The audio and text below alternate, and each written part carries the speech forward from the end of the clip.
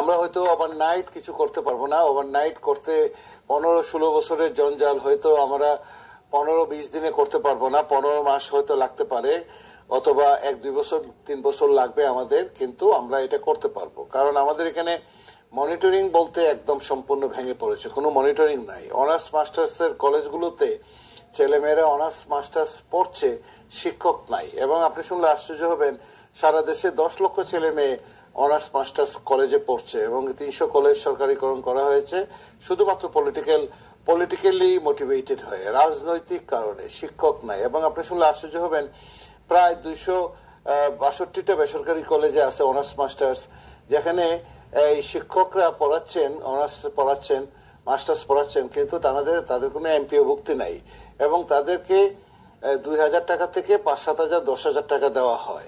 তার মানে ওই কলেজের অনার্স মাস্টার্স পড়ানোর সে কি করবেন, সংসার চালাতে হবে, ব্যবসা বাণিজ্য অন্য কিছুর সাথে জড়িত, যার জন্য ছেলে মেয়েরা অনার্স মাস্টার্সে অনেক সময় দেখা যায় ক্লাস করতে পারে না, অ্যাসাইনমেন্ট ঠিক মতো দিতে পারে না, তাদের ইনকোর্স তাদের সঠিক সময় হয় না, বা যে প্রক্রিয়ায় মনিটরিংটা করা দরকার একটা অনার্স মাস্টার্সের জন্য সেই রকম হচ্ছে না। এবং এটা পড়াটা পলিটিক্যালি মোটিভেটেড হওয়ার কারণে এই জায়গাটাতে এইরকম অবস্থা। পুরো সিস্টেমকে আসলে পুরো সিস্টেমটাকে আমাদেরকে একটা জায়গাতে, সেটির জন্য আমাদের নিঃসন্দেহে সময়ের প্রয়োজন আছে, 1 মাসে কখনোই সম্ভব নয়।